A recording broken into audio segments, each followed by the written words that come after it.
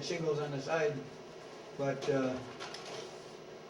now they had a lot of a bigger mill, especially in the bigger towns. There was always the slabs that came off the first sawing that had bark on them, and then they saw that up into short pieces for firewood, and so they dump it all while they were working all the time, and then as they were able to sell it in the fall and any other time of the year, they deliver it in the town.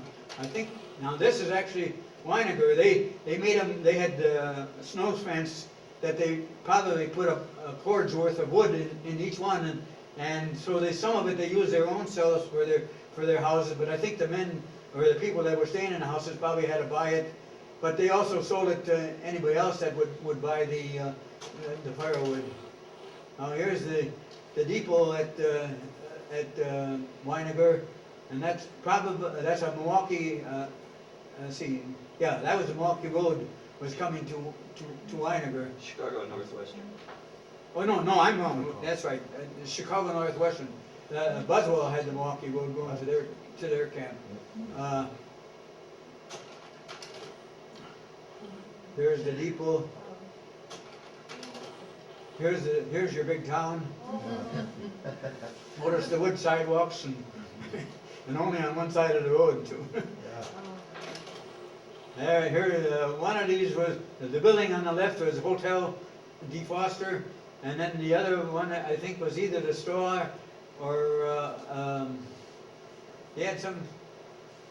I don't know. There was another main building, but undoubtedly some of the men that worked in the mill didn't have families, and so they'd stay in the hotel here, and of course families would rent a house, and then of course salesmen and stuff. There is a better picture of it, I guess. There is the ice. Yeah, that's what I was trying to remember. Ice cream parlor and soft drinks and billiards and dancing occasionally and stuff.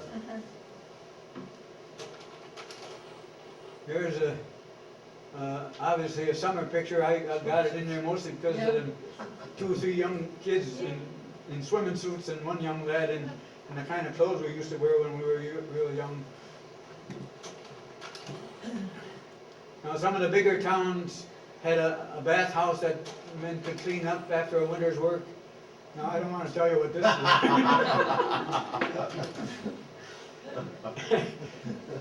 Now this man I got to know personally, and he was in one of the later places that they cut it, but he gave me a bunch of different pictures, and he actually stopped at the house and came out and visited me once or twice. And that was I think that bar was at Mercer, but I'm not sure. Here's the store at Fosterville.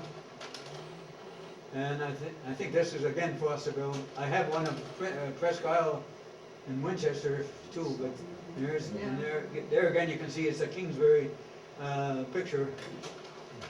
Now the big thing is that, as far as I know, all the money that the people earned, at least in the mill, and I'm not sure about the camps or not, they were paid in money that Vilas County Lumber Company made.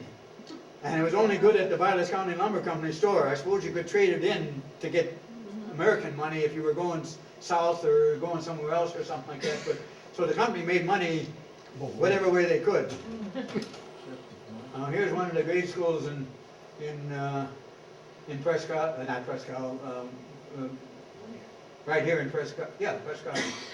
Don't mind me. Maybe some of the people from Presque Isle were part of this class. I'm not sure or not.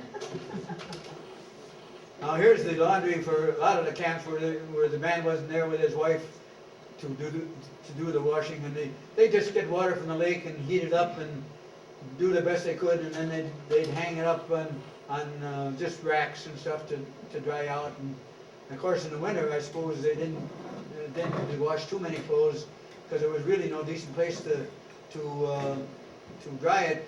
They could, when they went to bed at night, they could hang their pants and stuff on lines or on rafters or stuff like that. But here's just some of the fun things that you'd have a lot of young guys worked in the camps too, and they were they were always doing something to enjoy it. I mean, it was after working hours they didn't work in the camps, they didn't normally work on a Sunday. They had Sundays off.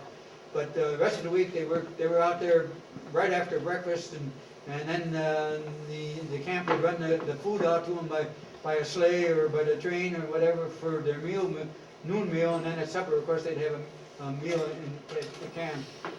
Now, most of the camps either had a fiddle or accordion, and accordion. There weren't very many ladies in camps. Occasionally there was a lady cook or two, but generally they didn't. So they'd have a dance, but they didn't have enough ladies to go around. So some of the men had to wear a scarf or something around their neck to be the part of the lady, I guess. Now this is stories. I don't know how true it was, but they say so anyways. Now here's a rough and tough. The big horn on the left is the dinner horn that they call the men into camp. I can see a couple fiddle handles, and this guy in the front is beating on either a hollow log or some kind of a log for a beat. Now, whether there's a drummer there, it's pretty hard to tell.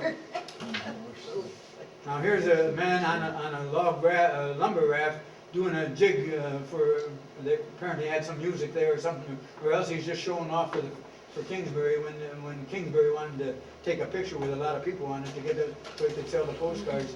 Now the man that I was telling you about before, he's one of these two men that was on this horse. This is one of the pictures he gave me. They were just, of course, showing off. They were fairly young. And now there he is again on a different picture that he gave me. Now they had oxen for pulling the sleigh load of the logs into camp and stuff like that. And now some of you will appreciate that back in the old days they didn't have Social Security, and they didn't have Medicare and Medicaid and all that kind of stuff. But what happened is some of the hospitals in the area, several doctors would get together and they'd hire somebody that he'd go from camp to camp, and this was his dog was his transportation, and he'd sell tickets to that was good for any medical emergency. If the guy if you could get him back to where the hospital was, it paid for. It was actually fairly reasonable. Here's one that Dr. Raven's office, hospital down in Merrill, and I thought they listed the amount on it, but maybe it's on another one. But anyway, it's good for insanity, chronic and contagious diseases, and of course most of them were cuts and bruises and sometimes very serious accidents and stuff.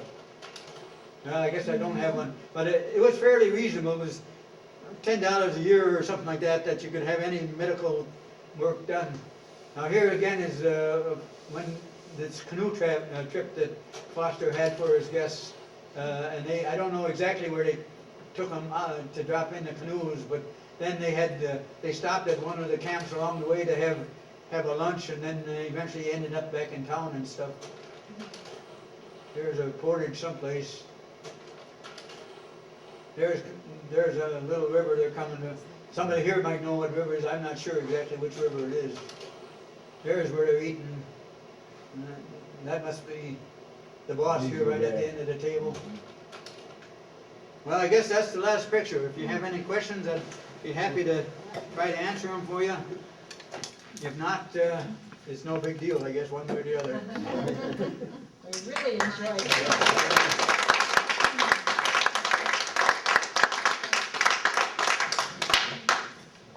Thanks so much, Paul, Jack, and you and your family for coming down, and all of you for coming out. And hopefully you'll remember the big celebration coming up the 4th of July, when there's going to be a real live Weininger shootout. And lots of other fun things. On the 4th? On the 4th. On the 4th. Right. Chuck, where are you? That's right, isn't it? Country Fair, he likes Country Fair as a shootout. And the Country Fair, the 24th of June, and that's an institution now. Well known, it's probably our best attended event. That's the shootout though. The shootout's at Country Fair. The Country Fair, yeah. It's the shootout. The Country Fair is a shootout? Yeah, not the Oh, I thought shootout. it was, No. okay. Sorry, the Country Fair is going to be the shootout. Not Western, but Presque Isle or Weininger. So come back, join us, and thank you for coming.